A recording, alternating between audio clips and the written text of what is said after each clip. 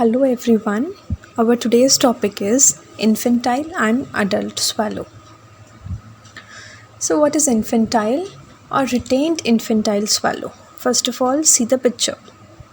See, this is infantile swallow, tongue placed between the gum pads. This is retained infantile swallow where tongue placed between the upper and lower incisor teeth. See, infants consume food by suckling. This is an automatic reflex in human beings. Now, infant में क्या होता है? Suckling and swallowing, it proceeds together.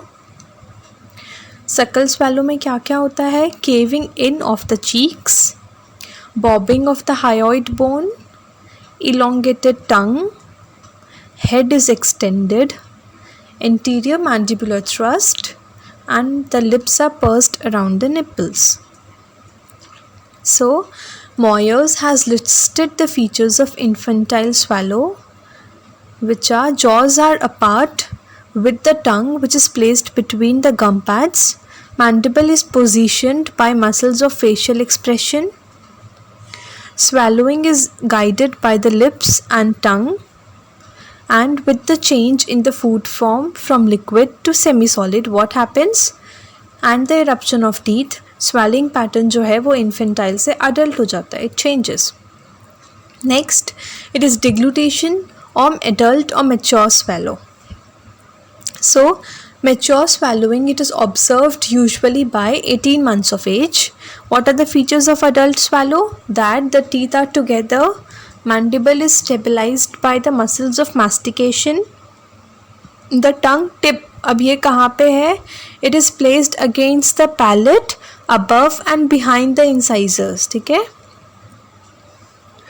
There is minimum contraction of lips during swallow. Mature swallow is seen usually by 18 months of age. Now, what are the stages of deglutition? Before that, देखो, इसमें क्या है? Teeth together है, उसमें gum pads के बीच में gap था. इसमें mandible is stabilized by muscles of mastication. उसमें क्या था? There is anterior mandibular thrust और mandible जो है वो muscles of facial expression से position था. इसमें mandible जो है it is stabilized by muscles of mastication. Okay? यहाँ पे टंग टिप, उसमें tongue tip was between the gum pads. यहाँ पे कहाँ पे है? Against the palate, above and behind the incisors. So there is minimum contraction of lips during the swallow, जबकि वहाँ पे contractions होते थे lips के. And there was bobbing of hyoid bone also seen and caving in of the cheeks. Now, Fletcher has divided deglutition pattern into 4 stages. So what are they? First is preparatory, then second is oral phase, third is pharyngeal phase and fourth is esophageal phase.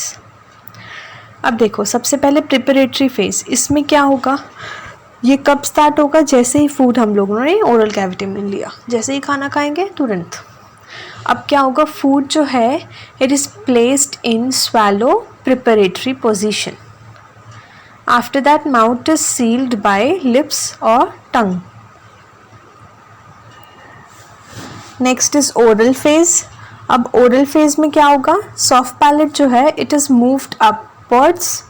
Soft palate ऊपर जाएगा and tongue it drops downwards and backwards. Larynx और hyoid bone भी ऊपर move करेगा.